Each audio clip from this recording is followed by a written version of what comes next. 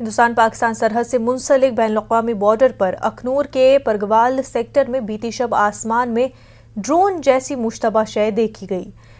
Drone जैसी चीज के देखते ही लोगों ने पुलिस को इतला दे दी। मौके पर पहुंचकर पुलिस ने तलाशी मुहिम शुरू की।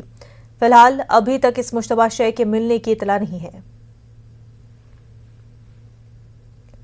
मैं जब कोई लगभग 8:30 बज रहे थे और मैं अपने कमरे से बाहर निकला तो मैंने देखा कि आसमान में कुछ टिमटिमा रहा था। तो मैंने जब अपने फ़ोन से शूट करने की कोशिश की तो वो वहाँ पे एक किसी ड्रोन की तरह दिख रहा था और वो ऐसे लग रहा था कि हमारे गांव की तरफ ही आ रहा हो।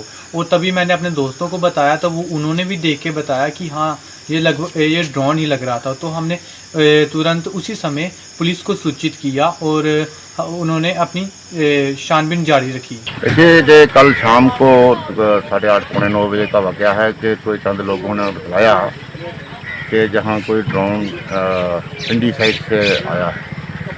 तो हमने रात को भी काफ़ी टाइम तक सर्च ऑपरेशन चलाया और गांव के लोगों को आगाह किया गया कि कोई ऐसी सस्पिशियस कोई चीज़ मिलती है तो वो पुलिस को इन्फॉर्म करें। और उसके बाद हमने अफसरान वाला को भी बताया। सुबह फिर हम 5 बजे से ऑपरेशन पे निकले हैं। अभी पूरे इलाके में सर्च ऑपरेशन किया है लेकिन कोई भी ऐसी चीज़ बरामद नहीं हुई। हिमाचल प्रदेश के नाहन में नेशनल हाईवे पर लैंडस्लाइड का वाकया पेश आया है। नेशनल हाईवे 707 पावंटा शिलाई को लैंडस्लाइड के बाद बंद कर दिया गया है। बड़वास के पास पहाड़ी तोतों के खिसकने का वीडियो सामने आया है। जमीन खिसकने के दौरान लोगों ने भागकर जान बचाई। कई घंटों से हाईवे पर जाम लगा रहा। सैकड़ों लोग फंसे हुए। इंतजामिया की जानिब से सड़क की मरम्मत का काम जारी है लेकिन इसके बावजूद मजीद दरें खिसकने का अंदेशा भी जाहिर किया जा रहा है।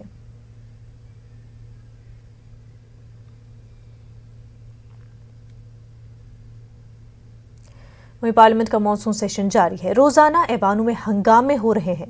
किसी मुद्दे पर सरकार और ऑपोजिशन बात नहीं कर पा रही है। आज आरजेडी लीडर मनोज झा ने ज़रिए क़वानीन के खिलाफ बहस की मांग की है। इसी तरह पेगासस जासूसी मामले भी सरगर्म है। दोनों ऐवानों की कार्रवाई बुरी तरह मुतासिर है।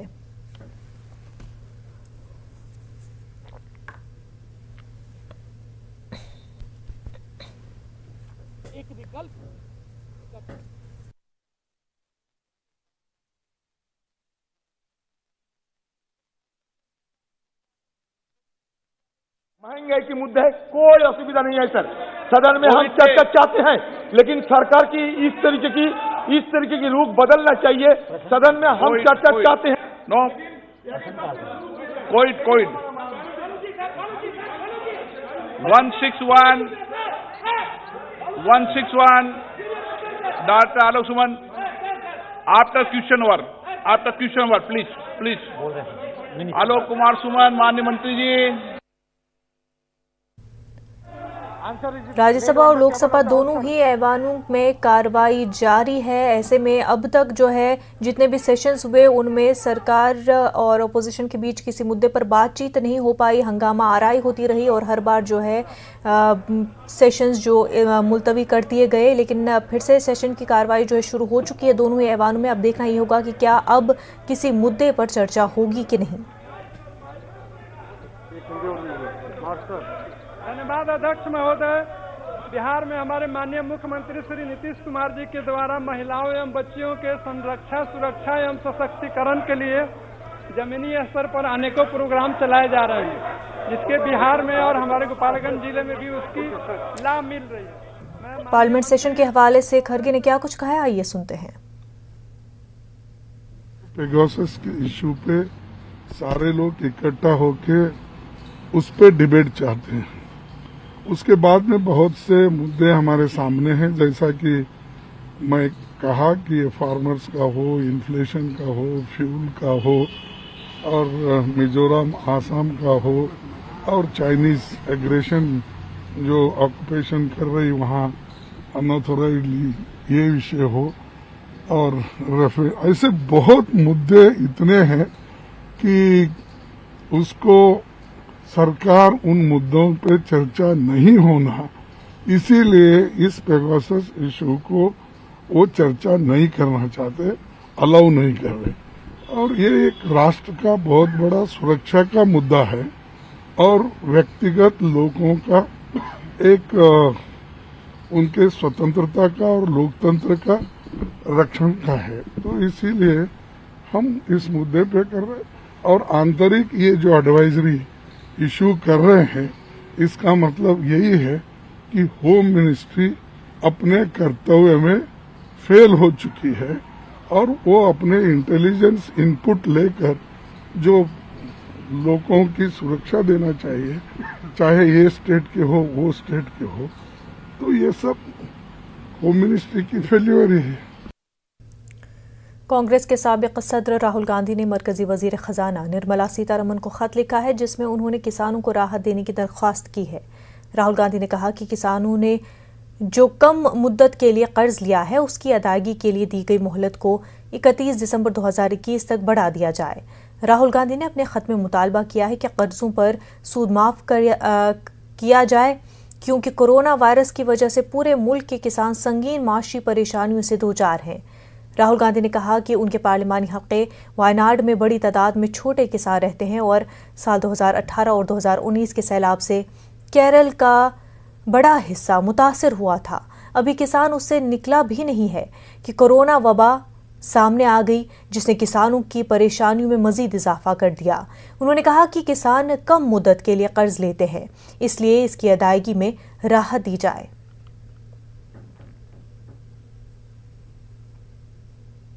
मिजोरम बॉर्डर आसाम पर तशद्दुद की झड़पों में आसाम पुलिस के 6 एहलकारों की हलाकत के 4 दिन बाद आसाम हुकूमत ने जुमेरात को एक गैर मामूली ट्रैवल एडवाइजरी जारी करते हुए लोगों से जान को खतरे का हवाला देते हुए मिजोरम का सफर न करने को कहा है। इस दौरान मिजोरम ने आसाम पुलिस एहलकारों की एक बड़ी नफरी को बैन अवी सरहद पर मुतहरिक करने पर एतराज किया है।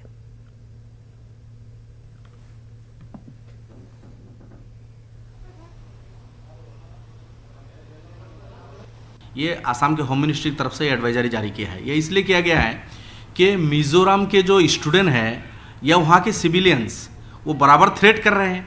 मिज़ोरम के राज्यसभा के एमपी थ्रेट कर रहे हैं कि कोई भी लोग मिज़ोरम के बॉर्डर जाएगा उसको मार दिया जाएगा, कत्ल कर दिया जाएगा। इस तरह के बयानबाजी कर रहे हैं। तो मैं समझता हूँ यूनियन होम मिनिस्ट्री को इसको नोटिस में लेना चाहिए। मिज़ो स्टूडेंट यूनियन जो इस तरह के बयानबाजी कर रहे हैं उनको गिरफ्तार करना चाहिए। मिज़ोरम के सिविलियन जिनके हाथ में मशीन गन है, वो बॉर्डर इलाके में घूम रहे हैं, उनको गिरफ्तार करना चाहिए। मिज़ोरम के राज्यसभा के सांसद जो आसामी लोगों को मारने की धमकी दे रहे हैं, जो उकसा रहे हैं उग्रवादी को, मिज़ो पुलिस को उकसा रहे हैं, उनको तुरंत गिरफ्तार करना चाहिए था। गिरफ्तार करके सिचुएशन को होम मिनिस्ट्री को कंट्रोल करना चाहिए, लेकिन कंट्रोल नहीं कर पाया। ये सिचुएशन आउट ऑफ कंट्रोल हो गया, जिसके लिए आसाम के होम मिनिस्ट्री को ये एडवाइजरी जारी करना पड़ा कि आसाम के लोग उस बॉर्डर में कछार, करीमगंज और हैलाकंदी जो मिजोरम के बॉर्डर है, उस बॉर्डर इलाके से दूर रहे, एहतियात बरते, ये कहना पड़ रहा है। तो मैं आसाम सरकार के माध्यम से दिल्ली के होम मिनिस्टर अमित शाह जी और मोदी जी से ये आग्रह करूंगा कि इंडिया का एक छोटा सा स्टेट है, वहाँ के लोग, वहाँ के स्टूडेंट, वहाँ के सिविलियन, वहाँ के सांसद, एमपी, चीफ मिनिस्टर जिस तरह के बयानबाजी कर रहे हैं, ये बिल्कुल ठीक नहीं है।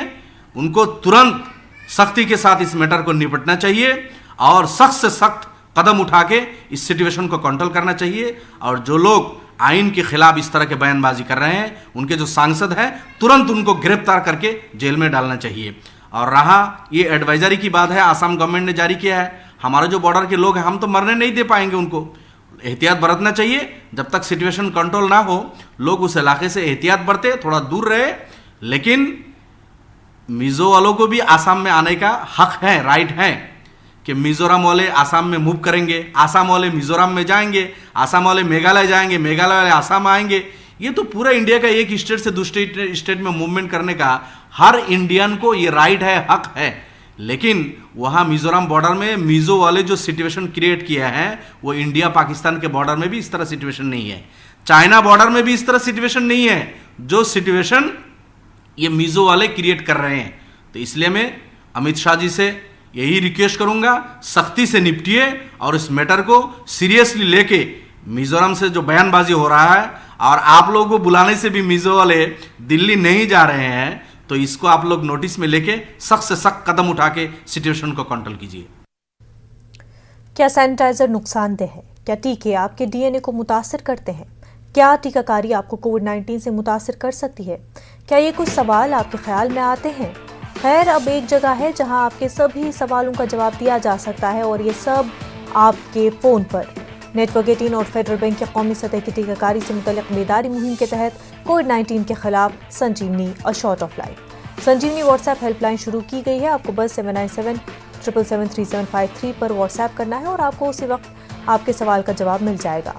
जानकारी जिसे जांच और क्रॉस चेक किया गया है। तो आगे बढ़ें, कोविड-19 पर अपने सवालों को व्हाट्सएप करें और अपनी ज़रूरत की सभी जानकारी हासिल करें। नंबर है 7977773753। ब्रेक के बाद आपका खैर मकदम है। हिंदुस्तानी खातून मुक्केबाज लवलीना बोरगोहीन ने टोक्यो ओलंपिक्स 2020 के आज 8वें दिन तारीख रकम कर दी है। लवलीना मुक्केबाजी मुकाबलों के सेमीफाइनल में पहुंच गई है और इसी के साथ हिंदुस्तान का एक और तमगा यकीनी हो गया है। लवलीना ने खवातीन के 69 किलोग्राम के जुमरे के क्वार्टर फाइनल में चीनी तापे की मुक्केबाज नीन चेनचीन को 1-4 से शिकस्त दे दी। लवलीना बोरगोहीन का तमगा ओलंपिक्स के बॉक्सिंग मुकाबलों की तारीख में हिंदुस्तान का तीसरा मेडल होगा। इससे कबल बीजिंग ओलंपिक्स 2008 में विजेंद्र सिंह और लंदन ओलंपिक्स 2012 में मेरीकॉम ने कांसे का तमगा हासिल किया था। लवलीना की इस कामयाबी पर आसाम हुकूमत की वजारत खेल ने लवलीना को ACS या APS जुमरे की सरकारी नौकरी देने और 50 लाख रुपए देने का ऐलान कर दिया है।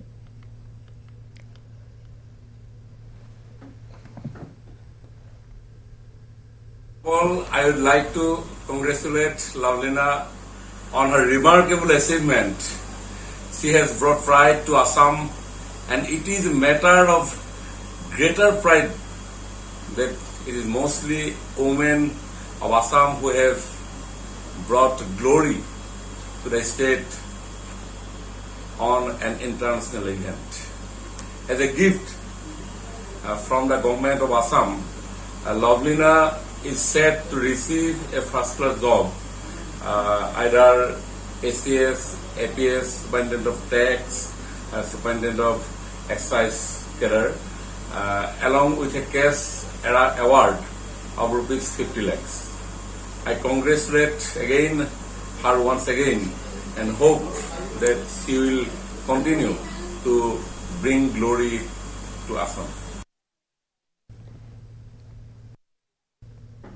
तो आपको बता दें कि हिंदुस्तान के लिए फ़ख्र की बात, खातून मुक्केबाज लवलीना ने टोक्यो ओलंपिक्स 2020 के आज 8वें दिन तारीख रकम कर ली है। लवलीना मुक्केबाजी मुकाबलों के सेमीफाइनल में पहुंच गई है और इसी के साथ अब हिंदुस्तान का एक और तमगा यकीनी हो गया है। फ़ख्र से सर ऊंचा कर दिया है लवलीना ने।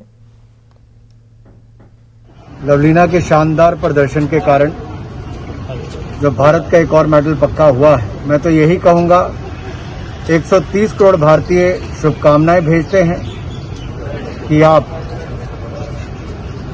गोल्ड मेडल जीत कर आए और देश को आपसे बहुत सारी उम्मीदें हैं और बाकी भी जितने इवेंट्स हमारे बचते हैं उसमें हमारे खिलाड़ी शानदार प्रदर्शन करें, ऐसी हमारी उम्मीद है। Lavlina is a very, very hard-working, dedicated and devoted boxer. Very young, prominent boxer. She is from Assam and she has made India proud. I am extremely happy that the way she has delivered her quarter-final match. I am very confident for semi-final and looking forward for gold. But she has confirmed a medal for India. That is something which every Indian is proud of and we are in a complete celebration mode. वहीं मुल्क में corona के मामले कुछ दिनों से बढ़ रहे हैं। पिछले 24 घंटों के दौरान 44,000 से जायद नए मामले सामने आए हैं, जबकि 42,000 के करीब सेहतियाब भी हुए हैं और इसी दौरान 555 लोगों की मौत भी हुई है। मजमूई तौर पर मरने वालों की तादाद 4,23,000 के पार है, जबकि 4 लाख के करीब एक्टिव मामले हैं। अब तक 45,60,000 से जायद लोगों को कोरोना का टीका लगाया जा चुका है। गुजरात के नवसारी का एक परेशान कुन वीडियो सामने आया है। नवसारी के वैक्सीन सेंटर पर टीका लगाने के लिए लोगों को रात भर कतार में रहना पड़ता है। बारिश से परेशानी हो रही है। बड़े बुजुर्ग लाइन में रात भर खड़े नहीं हो सकते, जिसकी वजह से लोगों ने एक रास्ता ढूंढ निकाला और जूते रखकर लाइन में अपनी मौजूदगी दर्ज कराई। गुंदयुवी तहसील में रोजाना 25 डोज ही वैक्सीन मुहैया होती है। ऐसे में हर कोई रात भर टीकाकारी की लाइन में खड़ा रहता है।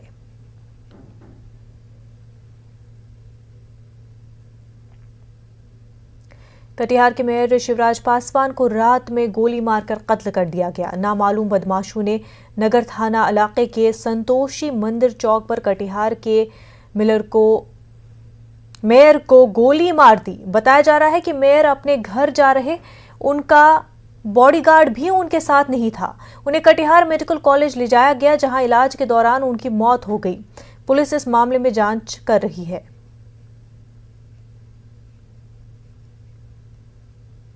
फोन आने के बाद वो बुलेट मोटरसाइकिल से निकले हैं और कुछ लोग के संतोषी मंदिर के पास ही उन पर ये हमला हुआ है।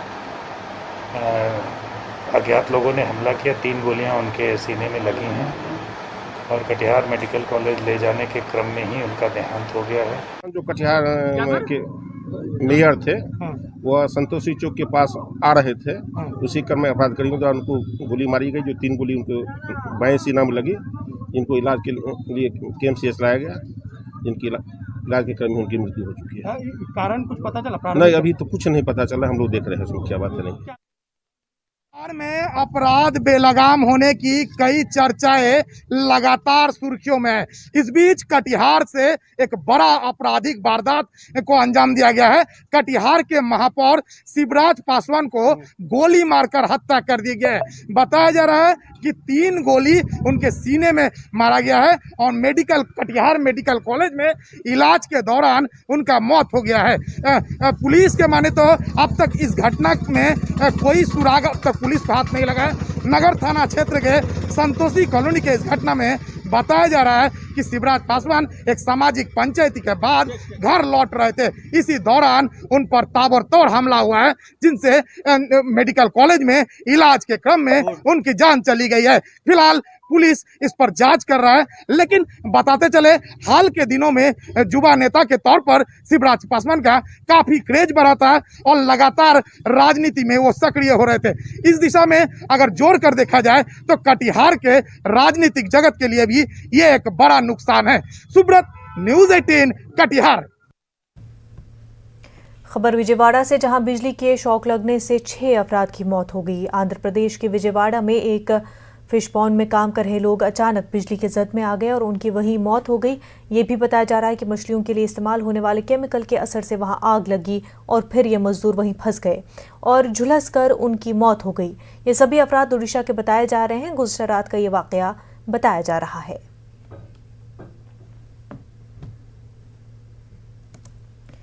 महाराष्ट्र के सीएम उद्धव ठाकरे आज रियासत के सैलाब मुतासरा इलाके का दौरा करेंगे। महाराष्ट्र में बारिश से निजात तो मिल गई, लेकिन लैंडस्लाइड और सैलाब से अब तक 100 से ज्यादा लोगों की मौत हो चुकी है। कई अफराद लापता भी हैं। मुतासरीन के अहलखाना के लिए सीएम ने इससे पहले 5-5 लाख मुआवजे का ऐलान किया था। करीब 1.5 लाख अफराद बेघर हो गए हैं। उनकी राहत कार्य जारी है। हुकूमत और इंतजामिया राहत और बचाव में मसरूफ हैं।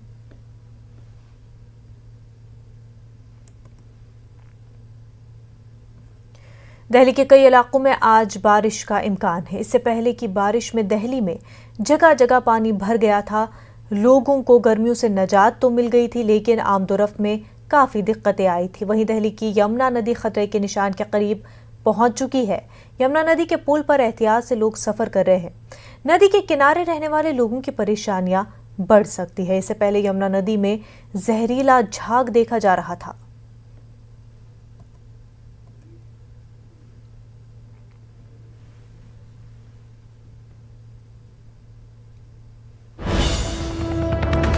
इस वक्त एक बड़ी खबर सामने आ रही है। पार्लियामेंट में हंगामे का दौर जारी है। राज्यसभा 12 बजे तक के लिए मुलतवी कर दी है। आपको बता दें कि पार्लियामेंट सेशन शुरू तो हुआ, लेकिन हंगामा ओपोजिशन का जारी है और इस बीच राज्यसभा की कार्रवाई जो है वो 12 बजे तक के लिए मुलतवी कर दी गई है। तो लगातार पार्लियामेंट सेशन शुरू हो जाते हैं, लेकिन हंगामे के बीच कार्रवाई नहीं हो पाती है और इस बीच कार्रवाइयां मुलतवी हो जाती है। किसी मुद्दे पर बात नहीं हो पाती है क्योंकि सरकार और ओपोजिशन जो है किसी एक मुद्दे पर बात करने को तैयार नहीं है। जहां ओपोजिशन लगातार मांग कर रही है पेगासस, बेरोजगारी, किसानों के मुद्दे पर बात हो, वहीं सरकार भी तैयार नहीं है कि इन मुद्दे पर बात हो, बल्कि वो कोविड पर चर्चा करना चाहते हैं और इस हंगामे के बीच में कार्रवाई मुलतवी हो जाती है। राज्यसभा की कार्रवाई आपको बता दें 12 बजे तक के लिए मुलतवी हो गई है।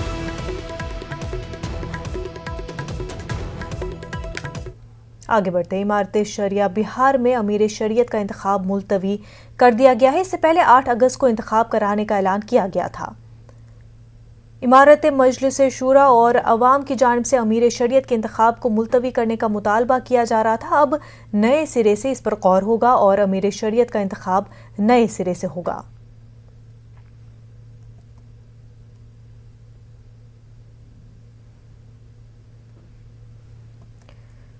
All India Democratic Students Organisation के लीडरों ने कर्नाटक में पॉलिटेक्निक कोर्स के 5वें सेमेस्टर के तलबा को भी प्रमोट करने का मुतालबा किया है। AIDSO के लीडरों ने रायचूर शहर के डिप्टी कमिश्नर ऑफिस के सामने एहतजाजी मुजाहिरा किया।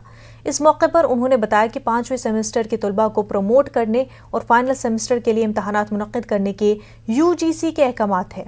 इसके बावजूद हुकूमत पॉलिटेक्निक के 5वें सेमेस्टर के इम्तहानात मुनक्किद करने के लिए बज़िद है। एहतजाजी AIDSO के लीडरों ने अपने फैसले को वापस लेने का हुकूमत से मुतालबा किया है।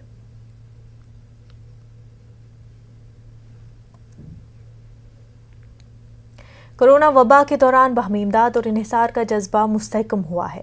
मुल्क इस वबा से मुत्तहिद होकर मुकाबला कर रहा है। टीकाकारी के ऐलान के बाद हम बेहतर ताउन करें जिससे हम कोरोना को मात देने की जानिब कदम बढ़ा सके। नेटवर्क 18 इस मुहिम में हर कदम पर आपके साथ रहेगा। जब तक सभी महफूज नहीं होते तब तक कोई भी महफूज नहीं होगा और इसी सोच की बुनियाद पर हमारी मुहिम संजीवनी का मकसद ये यकीनी बनाना है कि वैक्सीन पाना सभी हिंदुस्तानियों का हक है।